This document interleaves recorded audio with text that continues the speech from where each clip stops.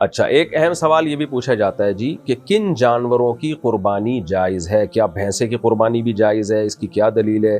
طرح یاک ایک چترال میں جنگلی بھینسا، یہ بھینسا کہلاتا ہے، جنگلی کا تو میں نہیں کہہ سکتا، جنگلی بھی ہوتے ہیں وہ، گھریلو بھی ہوتے ہیں، تو کیا اس کی قربانی بھی جائز ہے؟ تو خوب سمجھ لیں، ہمیں 4 جانوروں کی قربانی کا حکم دیا گیا ہے۔ بیل، جس میں گائے بھی آتی ہے یعنی نر مادہ، دمبا، بھیڑ، یہ بھی اسی میں آتے ہیں، بکرا، بکری اور اونٹ۔ تو بھیڑ میں بھیڑ، دمبا، یہ سب چیزیں اس میں آتی ہیں، چکی والا ہو چاہے چکی والا نہ ہو۔ بھینس کا حدیث میں تذکرہ نہیں ملتا، اس لیے آج کل بعض علماء نے یہ کہنا شروع کیا کہ بھینس کی قربانی جائز نہیں ہے، لیکن ماضی میں ہمیں اس کے جائز ہونے پر اجماع ملتا ہے۔ اب وہ اجماع یعنی کیوں امت کا اجماع ہوا تھا کہ بھینس کی قربانی جائز ہے؟ اس کی وجہ یہ ہے کہ یہ جو 4 جانور جن کی قربانی کا شریعت نے ہمیں حکم دیا ہے، ان میں قدر مشترک کیا چیز ہے، کامن چیز کیا ہے؟ ایک تو یہ کہ یہ چوپائے ہیں، نمبر 2 یہ پالتو ہوتے ہیں، گھریلو ہوتے ہیں۔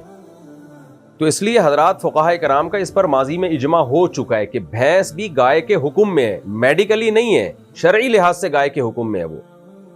تو بھینس کو گائے پر قیاس نہیں کیا گیا ہے، بلکہ بھینس کو قربانی کے معاملے میں لاحق کیا گیا ہے گائے کے ساتھ، یعنی گائے کی جنس میں شامل کیا گیا ہے، کیونکہ وہ بھی چوپایا ہے، بیسک منافع اس کے بھی وہی ہیں جو گائے کے ہوتے ہیں، بنیادی منافع، اور ہے بھی پالتو، یعنی جنگلی نہیں ہوتی ہے، گھریلو ہوتی ہے۔